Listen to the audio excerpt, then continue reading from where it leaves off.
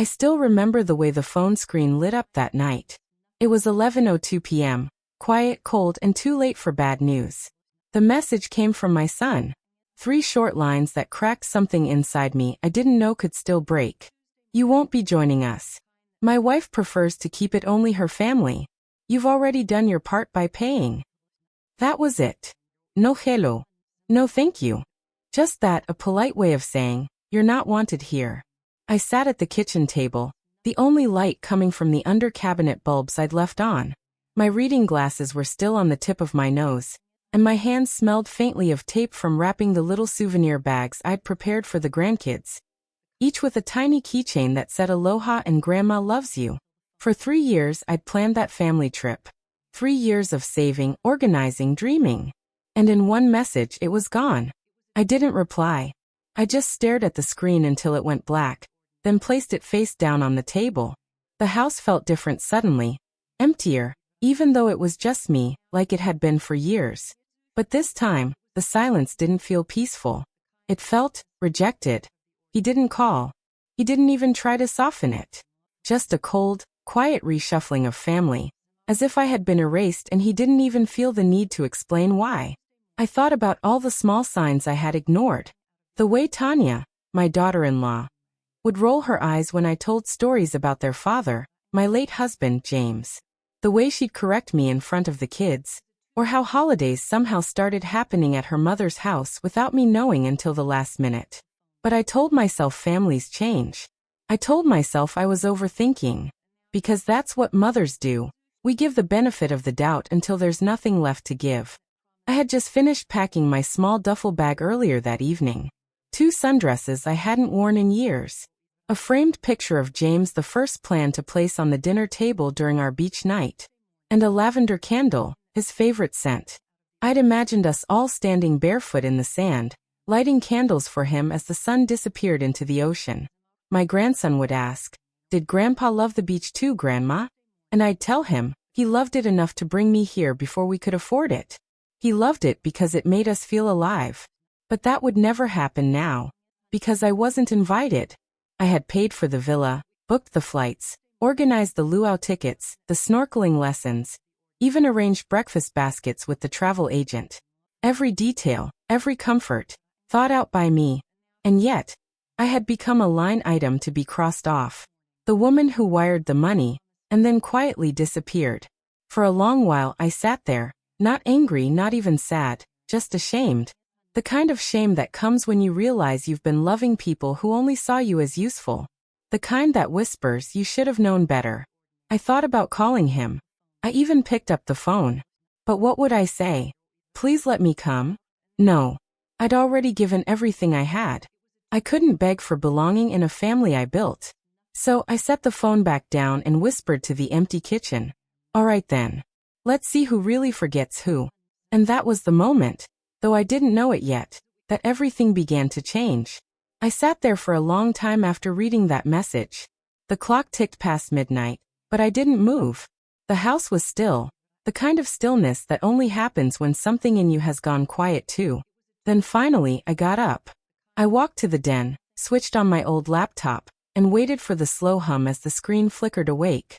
It felt strange, sitting there in the dark, surrounded by the ghosts of family photos on the wall, watching the light from the monitor reflect off their smiling faces. I clicked open a folder I hadn't touched in months, Hawaii Travel Fund. There it was. $21,763.84. 3 years of saving. 3 years of dreaming. 3 years of believing I was building something for all of us. I stared at that number like it was a living thing, a silent witness to my effort, my faith, my love. It had started small. A few $10 bills tucked away in envelopes. Then I sold old furniture, took on tutoring jobs at night, skipped my favorite tea for months, and turned down lunch invitations from friends. All those tiny sacrifices had led to that one glowing number on the screen. Because I believed family was worth it. Because I believed they were worth it. The cursor blinked beside a button that said freeze account. 1 click. That's all it would take to stop every payment, every reservation, every flight. I hovered over it. My hand trembled, not from anger, but from disbelief at how far things had gone. I didn't click it. Not yet. Instead, I opened a blank document. And I began to type. Not a message to my son. Not a plea for understanding. Just names. Carol. Louise. Beverly. Frances. Women from church. Women who had given and been forgotten. Carol's son hadn't spoken to her since she got sick. Louise buried her husband last fall and still brought his photo to Bible study every Sunday. Frances helped raise her grandkids, but wasn't invited to their graduations. And Beverly, sweet Beverly, once told me no one had ever taken a photo of her on a beach. I looked at their names and thought, what if I stopped giving to those who took, and gave to those who never received? I saved the file. Then I went back to the bank page. My heart thudded. My finger hovered again. Are you sure you want to pause all linked transactions? Yes. All linked cards will be disabled immediately. Yes. The screen blinked, then confirmed. Freeze mode activated. And just like that, their trip stopped breathing. I leaned back, staring at the monitor, and felt something I hadn't felt in years. Not guilt. Not regret. Peace. It wasn't revenge. It was clarity. The quiet kind that comes when you finally stop asking people to see you. I closed the laptop and whispered to myself, "You're done being invisible." Then I turned off the light and went to bed. For the first time in months, I slept through the night. The morning light crept through the blinds, soft and golden, brushing across the kitchen counter where my coffee mug waited. The house was quiet, the kind of quiet that follows a decision you can't take back. I sat there, watching the steam rise from my cup, when my phone buzzed. It was a photo. Tanya had posted it. 8 suitcases. 2 kids smiling. A caption that said, "Off to paradise, family only." Family only. I stared at those words until my vision blurred. Then I laughed. Not loud, not bitter, just a small, broken sound that came from deep in my chest. I whispered, "Family only," again softer this time. Then I picked up my mug and took a long sip, the coffee bitter but grounding. They thought I would cry. They thought I would beg. But I had already done enough of that in my life. By 8:15 a.m., they would be checking in at the airport. By 8:16, their cards would stop working. I didn't plan it for satisfaction. I planned it for truth. Because sometimes, the only way people learn the value of your presence is by feeling your absence. The clock ticked closer. 8:12, 8:13. I could almost picture them at the counter. Tanya fussing over luggage tags. Nathan smiling at the clerk. The kids bouncing with excitement. Then 8:15 came. And I just sat there, sipping my coffee, waiting for the first crack to echo. It didn't take long. At 8:27 the first text came in. Nathan. "Hey Mom, getting a weird error at check-in. Can you check the travel account real quick?" I didn't. At 8:32 another. "They're saying the card was declined multiple times. You see anything on your end?" Still I said nothing. By 8:45, the phone started ringing. Once every few minutes at first. Then more. Then back to back. I watched the screen light up, his name flashing again and again. Then came the voicemails, his voice growing more frantic each time. "Mom, it's me. Just call me, okay? The kids are freaking out. Mom, I don't know what's going on, but we can't check in. Please, just tell me if something's wrong with the account." I placed the phone face down on the table. 8:58. They'd be lining up at the gate now. I imagined Tanya's face, tight with frustration, her perfect plan unraveling.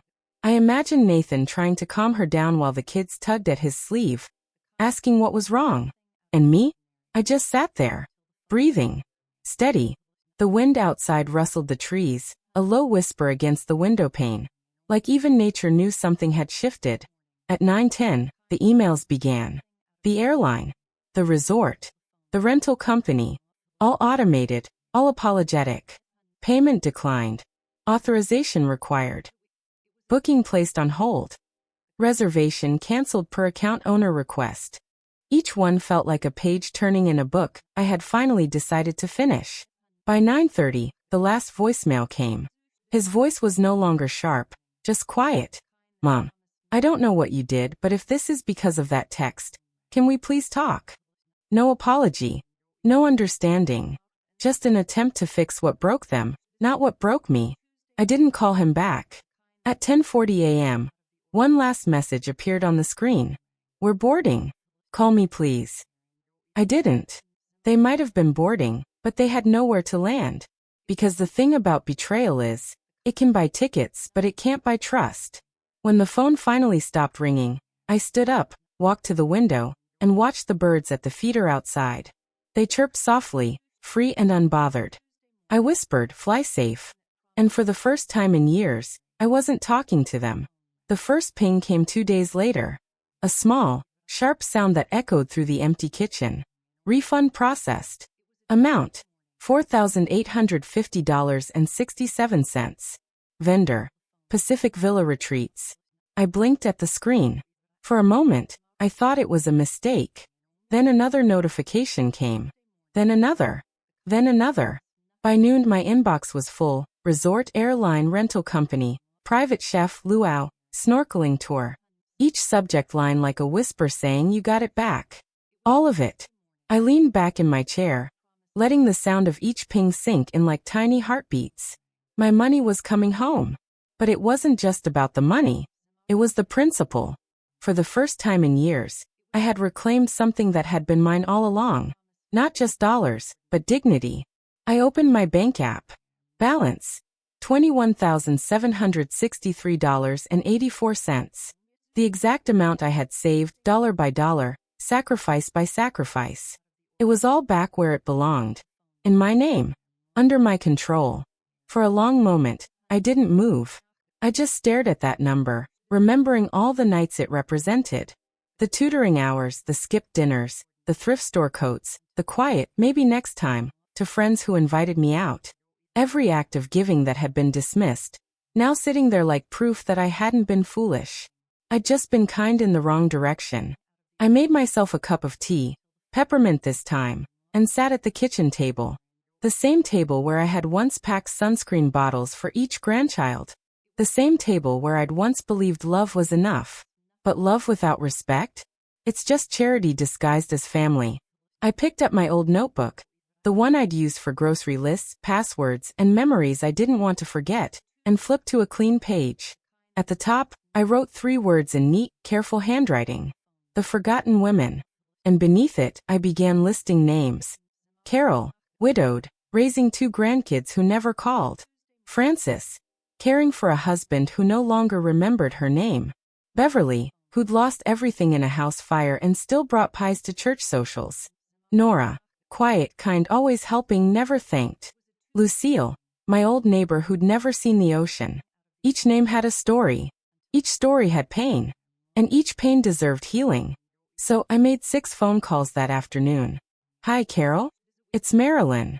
I know this sounds crazy, but how would you like to see Hawaii? There was silence. Then a choked laugh. Me? Hawaii? Marilyn, I haven't been out of California in 20 years. I know, I said. That's why I'm asking. When I hung up, I cried. Not because I was sad, because I realized I was building something new. Something mine. By the end of the night, all 6 women had said yes. Not with confidence, but with disbelief. Because no one had ever offered them anything just because they mattered. That night, I logged back into my travel account, the one I had frozen with tears in my eyes just a few days ago. I reopened it with steady hands. And this time, I booked 6 tickets. Not for a family that erased me, but for women who had been erased their whole lives. I didn't tell Nathan. I didn't tell Tanya. Some silence doesn't need to be broken. It just needs to be redirected. I looked at the confirmation email and smiled. Destination, Maui. 6 women. 1 week. Paid in full. Not a vacation.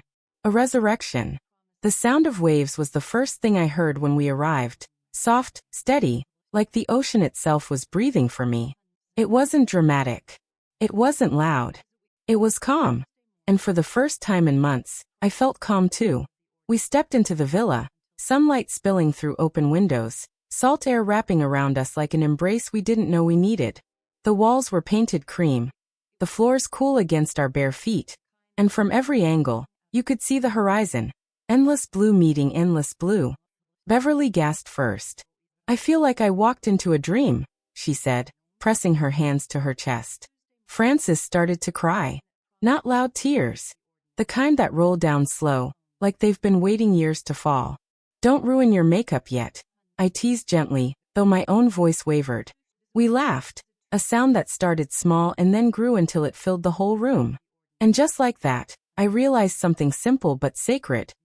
This was what family was supposed to feel like. Not obligation. Not guilt. Just people showing up, fully, honestly, joyfully. I set James's photo on the dining table. His smile, wide and alive, caught the afternoon light.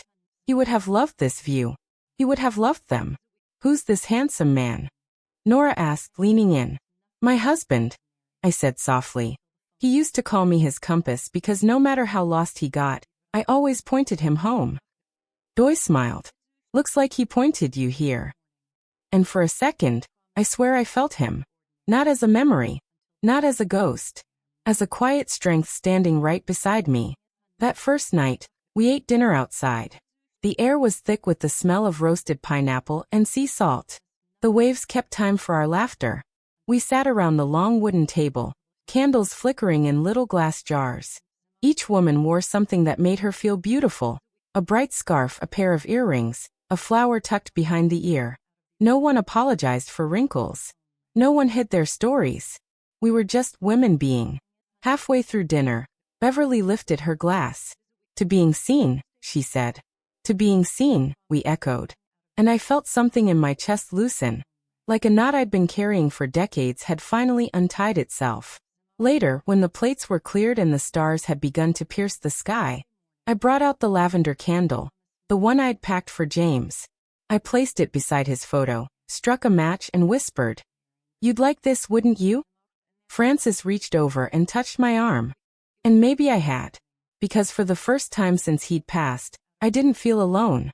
That night, as the women drifted off to their rooms, I stayed on the patio a little longer. The ocean was dark now, the waves silvered under moonlight. I thought of Nathan, of Tanya, of that cold text that had once broken me. But sitting there, with laughter still echoing faintly through the villa walls, I realized something. They hadn't broken me. They'd just made room for something better. I closed my eyes and let the sound of the ocean fill the silence they'd left behind. I woke up to the sound of birds and laughter, real laughter, echoing through the hall. For a moment, I forgot everything. The betrayal, the texts, the empty chair at the table. It was just morning, sunlight spilling across the floor, the ocean whispering outside. Frances was already in the kitchen, humming while she poured coffee. Carol was trying to work the fancy espresso machine like it was a spaceship. "Does this button call room service?" she joked, and everyone laughed. I laughed too, until I heard the faint ding of my phone. It was the sound that once meant connection. My son's updates, my grandkids' messages, small reminders that I mattered in someone else's world. But that morning, it sounded like an alarm. I didn't rush to check it. Not at first. Instead, I walked outside. The air smelled like salt and plumeria. The waves were gentle. I took a sip of my coffee and told myself, whatever it is, it can wait. But it didn't. Another ding. Then another. Then my phone started vibrating, long and steady. A call. I turned it over. Nathan. For a second, I just stared at his name glowing on the screen. My son, my boy. The one who used to call me mama even after he was too old to. The one who had looked right past me. I didn't answer. Not yet. I watched the phone stop buzzing, then light up again with a text. "Mom, please call me. It's important." That was all. No apology. No worms. Just urgency. And suddenly, that piece I'd found on the patio the night before began to tremble at the edges. I slipped the phone into my pocket, walked back inside, and forced a smile when Nora asked if I wanted more toast. "Maybe later," I said softly. "I need some air." I walked down to the beach, barefoot, careful, and let the waves lap over my feet. I thought about how the last time Nathan had texted, it was to tell me I wasn't wanted. And now here he was again reaching out. People always come back when they need something. By noon, my phone had 10 missed calls. Then a new message came in, not from Nathan this time, but from Tanya. Marilyn, I know things got complicated, but we need to talk about the vacation fund. Please respond as soon as possible. I laughed, an empty, disbelieving laugh that sounded strange even to me. The vacation fund. Not me. Not Mom. Just money. Again. I turned the phone off. I didn't block them, not yet. I just silenced it, placed it face down on the sand, and stared out at the horizon until my heartbeat calmed. Behind me, I heard footsteps. Carol's voice floated through the breeze. You okay, honey? I turned and smiled. Yeah. Just thinking. About them, she asked gently. I hesitated. About me actually. For once. She nodded like she understood. Because she did. We walked back together in silence. The other women were setting up a small brunch, fruits, toast, champagne in mismatched glasses. When they saw me, they waved me over. And for a few hours, I forgot again. We laughed. We ate. We shared stories that didn't hurt to tell. But that night, when the stars came out, I powered my phone back on. There was a new email waiting. Subject line. Urgent, travel account access issue. And underneath that, one more message from Nathan. Mom, please. We need to talk. Something's happened. Please answer before it's too late. Too late for what? I didn't know then. But I was about to find out. The phone rang again the next morning. I almost ignored it. Almost. But something in me, that stubborn part that still wanted to believe my son could sound like my son again, made me answer. Mom. His voice cracked through the line like static. It wasn't the calm, confident tone I'd grown used to over the years. It was small, frantic, like the boy who used to call me from summer camp because he missed home. What is it, Nathan? I asked, flat, cautious. A pause. I could hear noise in the background, muffled voices, the hum of an airport intercom. Mom, listen, something's happened. I didn't say a word. I just waited. The silence stretched long enough for him to fill it. The cards, they didn't work. His voice trembled. We got to the airport and everything just stopped. The airline said the payments failed. The villa canceled. They said the account was frozen. My heart didn't even flinch. I had imagined this moment, hadn't I? Every beep of denial. Every confused face at the counter. I'd seen it in my mind before it ever happened. But hearing him say it, the panic in his voice, there was a strange ache underneath my calm. Not guilt. Not pity. Just something human. And I asked quietly. And now Tanya's furious, he continued, his breath ragged. Her parents are blaming me. We had to max out my credit card just to cover rebooking fees. The kids are crying, Mom. They don't understand what's happening. The kids. He mentioned them last, like an afterthought. He hesitated before adding. Look, if this is because of the text, I get it.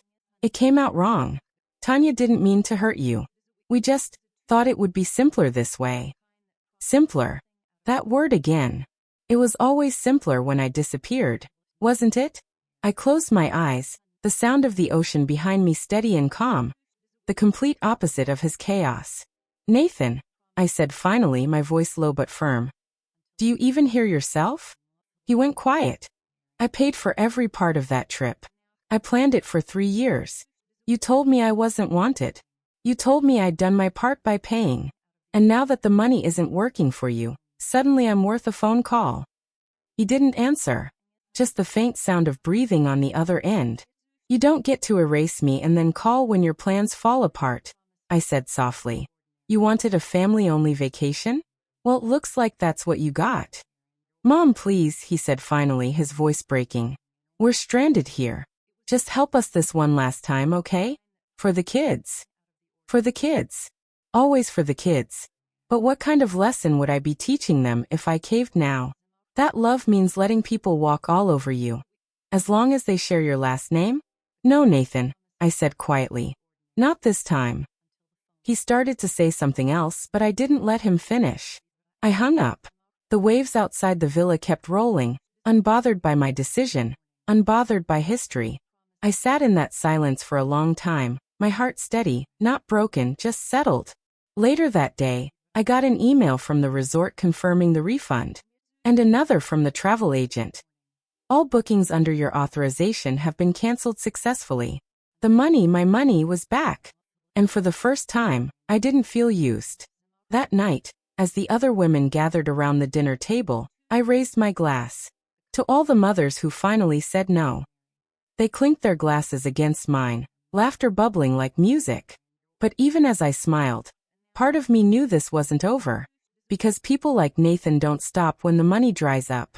They come back when the guilt sets in. The first words out of his mouth weren't, "I'm sorry." They were, "How could you do this to us?" That was how the next call began, not with remorse but accusation. I was sitting at my kitchen table, sipping cold coffee, when his name flashed on the screen again. I should have ignored it. I knew better. But curiosity, that stubborn thing, made me swipe right. He didn't even wait for me to speak. "Do you realize what you've done? We're stuck here, Mom." Tanya's parents are furious. The kids are embarrassed.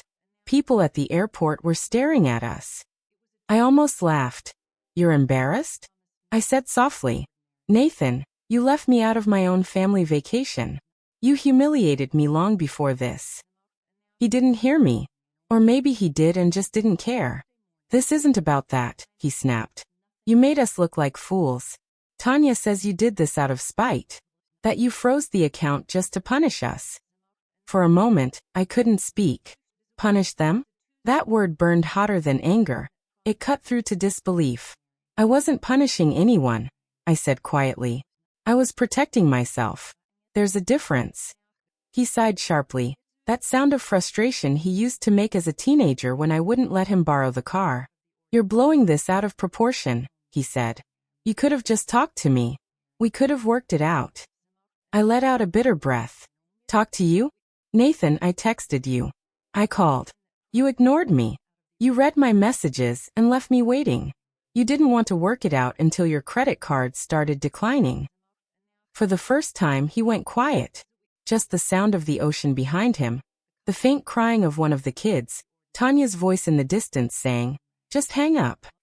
And then, so quietly I almost missed it, he said, "I didn't think you'd actually do it." That was the truth, wasn't it? He never thought I'd act. He thought I'd stay quiet, that I'd smile through humiliation like I always had. Because in his mind, I was too old, too soft, too forgiving. "You taught me how to stand up for myself," I said softly. "You just forgot I was listening." "Mom, please," he said, voice cracking now, desperation seeping through the arrogance. "The kids don't understand. You're ruining everything." I leaned forward, pressing my fingers against the cool wood of the table. "I didn't ruin anything, Nathan," I said, each word slow, deliberate. "You did that when you decided your mother was just a bank account." He didn't reply. Just silence, heavy broken silence. Then in the background, Tanya's voice again, sharp as glass. "I told you she'd do something dramatic." That was enough. I ended the call and set the phone down, face first. I didn't cry. I didn't scream. I just stared at my reflection in the dark window across the room. The reflection of a woman who'd finally stopped apologizing for being disappointed. But Nathan wasn't done. Not yet. 2 days later, I found out he'd been busy, very busy. A friend from church called me, her voice trembling. "Marilyn, honey, I don't know if you've seen this, but Nathan made a post online. He said you were unwell, that you froze the funds because of confusion. He's asking people to pray for you." My stomach turned cold. I opened my phone, my hands shaking, and there it was, a neatly written Facebook post, complete with family photos and a smiling picture of me. "Please keep my mother in your thoughts.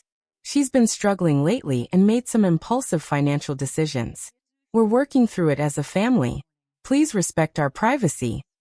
Thousands of likes. Dozens of comments. Praying for her. "Stay strong, Nathan. Such a good son." I sat there in the dim light of my kitchen, staring at the words until they blurred. He wasn't calling for help. He was covering his tracks. He wasn't sorry. He was rewriting the story, turning me into the unstable villain who'd lost her grip on reality. The humiliation stung, but beneath it, something else sparked. Not pain this time, but fire. If he wanted to play with truth, he was about to remember who taught him how to tell stories. The first lie I ever caught Nathan telling was when he was 8 years old. He said he didn't break the window, even though the baseball still sat in the frame. I remember looking at him, smiling through my disappointment and saying, "If you're going to lie, baby, make sure it's not one everyone can see." And now, decades later, here he was still lying. Only this time, the whole world was watching. I couldn't sleep that night after reading that post. I must have stared at my ceiling for hours, my heart beating in slow, deliberate anger. Every word he'd written was a dagger disguised as pity. Struggling. Impulsive. Please pray for my mother. He'd taken my silence, my dignity, and twisted it into a performance of concern. He wasn't asking for prayers. He was asking for control. And I decided, right then, that he wasn't going to get it. Not this time. The next morning, I called the only person I knew who could help me without judgment, my lawyer, Aaron. When he answered, his tone was calm, steady. "Marilyn, what happened?" I told him everything, about the trip, the exclusion, the frozen funds, the online lies. I expected him to sound surprised, maybe even appalled. But he didn't. He just sighed softly and said, "You're not the first parent I've seen go through this." That sentence broke me for a moment, because it meant I wasn't alone, that there were others like me, mothers, fathers, grandparents, all discarded once their usefulness expired. Aaron listened quietly as I spoke, his voice patient. Then he said something that shifted everything. "You don't need to fight this emotionally, Marilyn. You fight it with truth and documentation." So that's what I did. I pulled out every receipt, every booking confirmation, every payment trail that led straight back to me. I made a timeline, from the day I opened that travel fund to the moment I clicked freeze. Then I printed screenshots of Nathan's post and the comments underneath. Every single good son heart emoji felt like fuel. When I finished, there was a neat pile of papers sitting on my kitchen table. Not evidence of revenge, but proof of reality. And seeing it laid out in front of me, I realized something. He'd spent so long painting me as fragile that he'd forgotten I built the very foundation he stood on. 2 days later, I did something Nathan never expected. I went public. Not in a rant, not in anger, not even in defense. I just told the truth. On my own page, with my own words. I am of sound mind. I am not struggling. I am simply a mother who funded a family vacation she was later excluded from. I did not act impulsively. I acted with clarity. Because love, when taken for granted, stops being love and starts being labor. No hashtags. No bitternis. Just truth. It took less than an hour before my post started spreading. Hundreds of comments. Dozens of private messages from women and men who'd lived through the same heartbreak. "My daughter did this to me. Thank you for speaking." I thought I was crazy. And just like that, the silence broke. Nathan called again that evening. This time his voice wasn't angry. It was scared. "Mom, what did you do? Everyone's calling me. Tanya's furious. You made me look like a monster." I took a slow breath and said, "You didn't need my help to do that, Nathan. You managed just fine on your own." He tried again, his words tripping over themselves. "You don't understand how this looks." "No, Nathan," I said. "You don't understand how it feels." Then I hung up. It wasn't rage that made me do it. It was peace. Because I finally understood that sometimes, the only way to heal from someone's manipulation is to show the world what truth looks like without shouting. That night, I lit a candle beside James's picture. The flame flickered gently, steady and sure, like it was nodding in approval. And for the first time in weeks, I slept without replaying his words in my head. But peace never stays unchallenged for long. The next morning, Aaron called again, his voice tight, low. "Marilyn," he said, "you might want to sit down. Your son's taken things a step further." I frowned, heart thudding. "What do you mean?" "He's filed for conservatorship," Aaron said softly. "He's trying to have you declared mentally unfit." I never thought I'd see my own name printed beside the words, "mentally unfit." But there it was, in black ink, stamped with a court date and my son's signature beneath it. My son. My Nathan. The boy who once called me his best friend had now filed to strip me of every legal right I had left. Aaron sat across from me in my kitchen. The same table where Nathan used to do his homework while I made grilled cheese sandwiches. Now that table was buried under stacks of legal documents. My life reduced to paperwork. He's claiming emotional instability, Aaron said quietly. He submitted screenshots of your post and a few old messages. He's painting it as a breakdown. I stared at the pages. My hands didn't shake. My heart didn't race. I'd already broken once. There was nothing left to fear. He's trying to make me disappear again, I whispered. Aaron met my eyes. Then we make sure he doesn't. That night, I sat awake long after the house went quiet. I looked around at everything I'd built. The faded curtains, the chipped dishes, the framed photos of a life no one could rewrite. And I decided, if they wanted a fight, they would get one.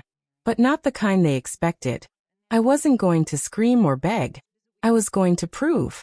The following morning, I began gathering everything.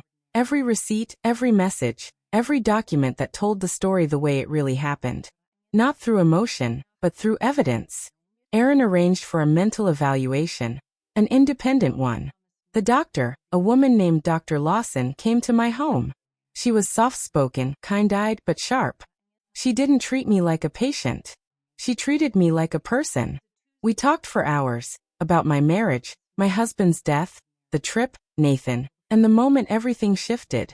When we finished, she smiled gently and said, "You're not unstable, Mrs. Monroe. You're heartbroken. There's a difference." Her report would later become my sword. Weeks passed, then the court date arrived. I wore a navy blue dress, the same one I wore to James's funeral. Simple, honest, strong. When I walked into that courtroom, every step felt like a lifetime. Nathan was already there, polished suit, perfect tie, Tanya by his side.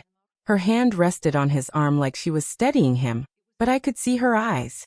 Cold, triumphant. When the judge called my name, the sound echoed in the room. Marilyn Monroe, respondent. Respondent. Like I'd done something wrong by defending myself. Nathan's lawyer spoke first. A young man with a voice too smooth to trust. He painted a picture, a lonely, confused woman who'd lashed out, frozen funds out of paranoia, endangered her family's plans. He called my post evidence of emotional decline. Then Nathan took the stand. He looked at me when he spoke. That same expression he'd worn as a boy when caught in a lie. Calm on the surface, guilt swimming underneath. "Your Honor," he said, voice trembling just enough to sound rehearsed. "I love my mother. I really do. But she hasn't been well. She's been unstable." Every word felt like acid on my skin. But I didn't flinch. When it was my turn, I stood slowly, clutching the folder Aaron had helped me prepare. "My name is Marilyn Rose Monroe," I said.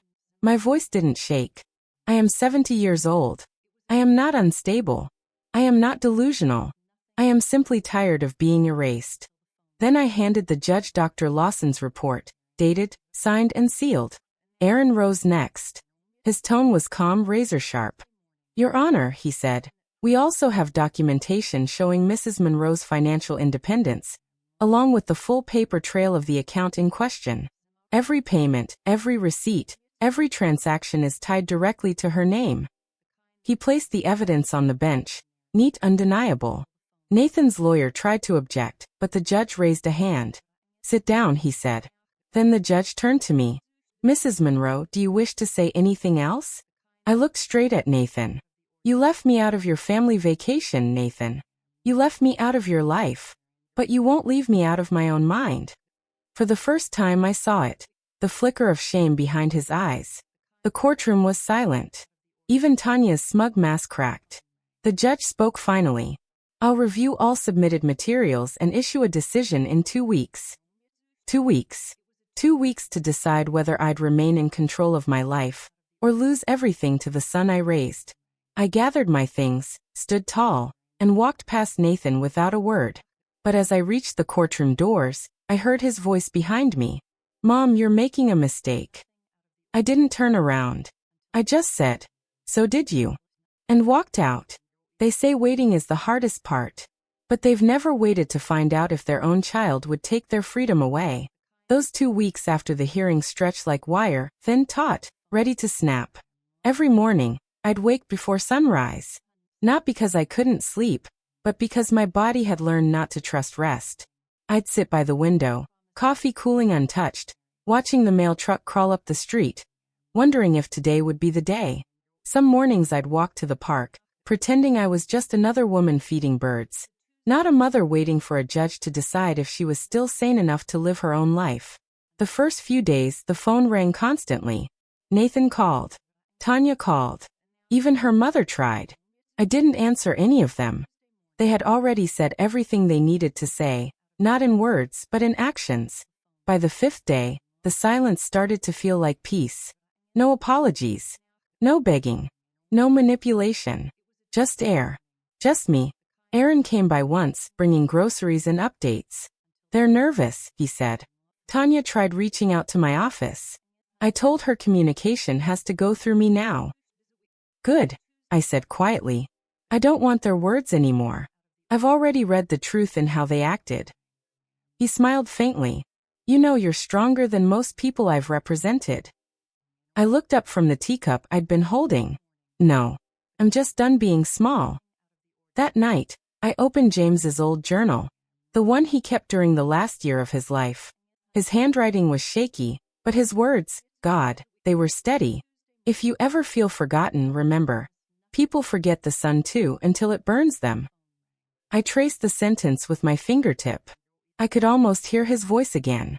That was the night I decided something. If I made it through this, I wouldn't just survive. I'd rebuild. But not for Nathan. Not for Tanya. Not for anyone who had turned me into an afterthought. I'd do it for every woman who's ever been written out of her own story. Day 12 came. Then day 13. And finally, on the 14th morning, the letter arrived. A plain white envelope. No fanfare. No warning. I stood at the kitchen counter staring at it like it was a bomb that might go off. I slit it open with a butter knife. The same one I'd used to cut Nathan's sandwiches when he was a boy. Full circle, I thought. Always full circle. The words blurred at first. Then they sharpened. The petition to deem Mrs. Marilyn Monroe mentally unfit is hereby denied. The court finds no evidence of incapacity. All legal and financial control remains under the respondent's authority. It was over. Just like that. I pressed the paper to my chest. I didn't cry. I didn't scream. I just breathed. For the first time in months, my breath didn't feel heavy. It felt mine. That afternoon, I walked to the same park I used to take Nathan to when he was little. The air was bright, cool, alive. I watched two kids race by on their bikes, laughing. No fear in their hearts, no knowledge of betrayal. I smiled for them. For the innocence they still had. By evening, I opened my laptop. Emails blinked from Nathan. From Tanya. From people I hadn't heard from in years, all suddenly remembering my name again. But I ignored them all. Because I didn't need their noise to confirm my worth. Instead, I opened a new folder on my desktop and typed a title. The Foundation. It wasn't much yet. Just an idea, a whisper. But I knew what it would be. A place for women like me, forgotten, dismissed, erased, to find a way back to themselves. As I sat there, drafting the first notes, I could almost feel James beside me, smiling that proud, half-crooked smile of his. And for the first time in so long, I didn't feel like a widow, or a victim, or a burden. I felt like a beginning. I knew that knock before I even heard it. 3 soft taps. A pause. Then one more. It was the same rhythm Nathan used when he was a boy. The one that meant, "It's me, Mom." I didn't move right away. I just stood there, staring at the door. The sound echoing through every room of the house like a ghost that had found its way home too late. Another knock. Then his voice low, uncertain. "Mom, please." It was strange hearing that word again, Mom. Not Marilyn. Not her. Not the account holder. Just Mom. I opened the door slowly. And there he was. He looked older. Not in the way time ages you, but in the way guilt does. Deep lines at the corners of his eyes. A sag in his shoulders. A weight no money could carry. He wasn't dressed like the man who used to post photos of family-only vacations. His shirt was wrinkled. His hands shook. For a moment, neither of us spoke. The air between us felt heavy, like every unsaid word was trying to squeeze through the silence. Then he said it, barely above a whisper. I'm sorry. I didn't respond. I just let him stand there, twisting his hands, waiting for me to make it easy. Finally, I stepped aside. Come in, I said softly. He walked in like a stranger entering sacred ground. His eyes darted around the living room. The same one he'd once helped paint when he was 16. The same couch where he'd fallen asleep watching cartoons with me on Saturday mornings. His gaze landed on the photo of James on the mantel. He swallowed hard. I still miss him, he murmured. Do you? I asked. Or do you just miss what he gave you? He flinched. And I hated that part of me that still cared when he did.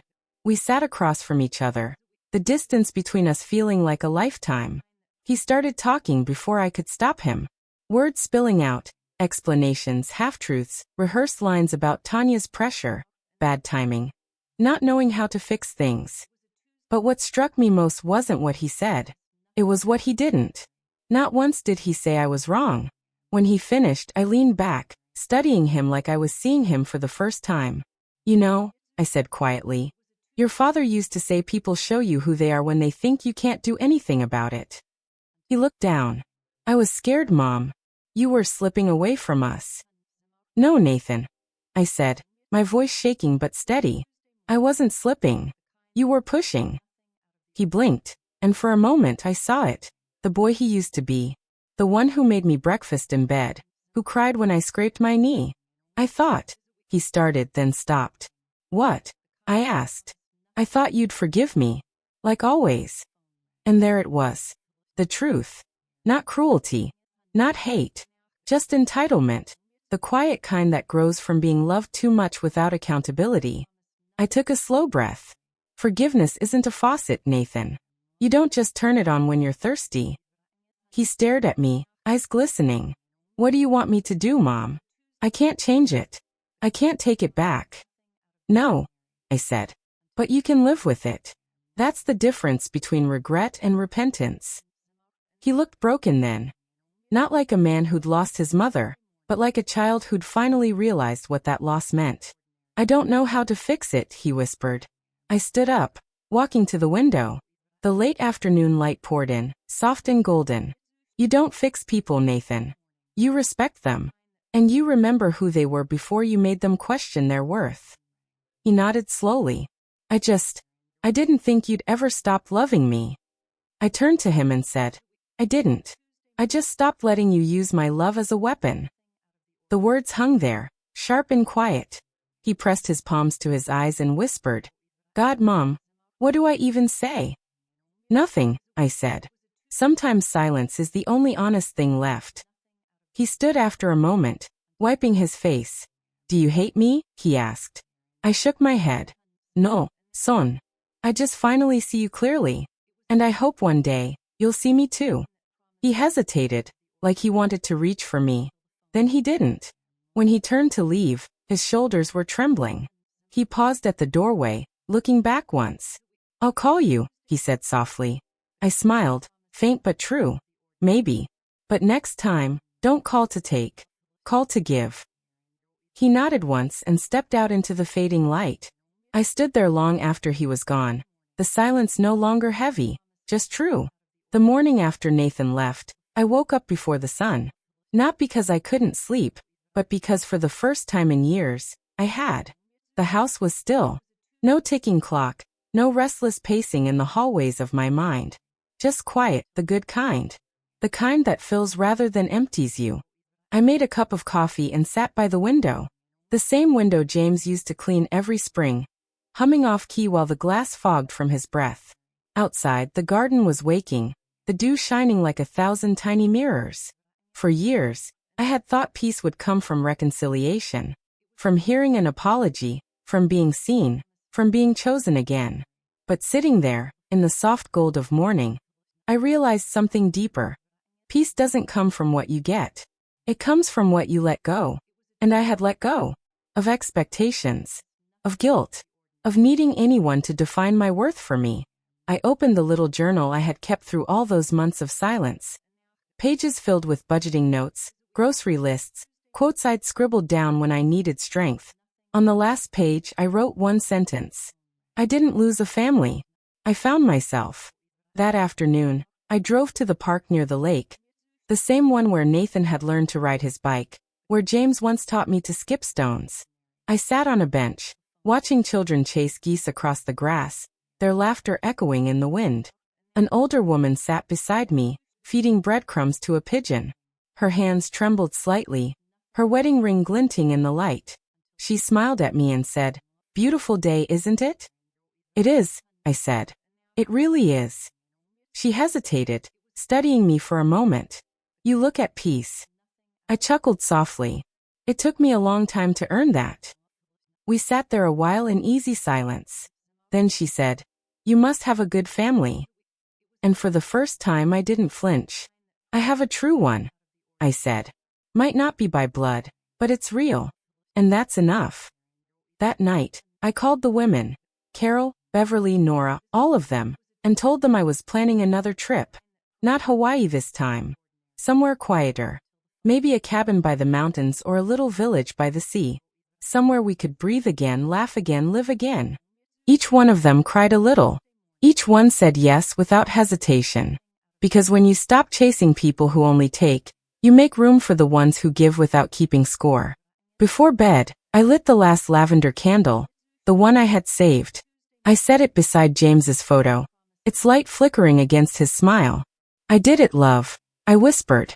"I finally learned that love isn't measured by who stays. It's measured by who shows up." I closed my eyes, and for the first time in forever, I didn't feel forgotten. I felt free. The kind of free that doesn't ask permission. The kind that grows in the quiet after a storm. The kind that knows, I am still here. And that's enough. So if you're listening to this right now, wondering if you'll ever stop hurting, wondering if the ones who broke you will ever make it right, stop waiting. You don't need their closure to begin yours. Sometimes, the door that closed was protecting you from the room you were never meant to stay in. You are not invisible. You are not replaceable. You are the story that survived. And maybe, just maybe, that's what strength really is. Loving again, even after being forgotten. Thanks for listening. Don't forget to subscribe, and if you've lived through something similar, share your story in the comments. Your voice matters.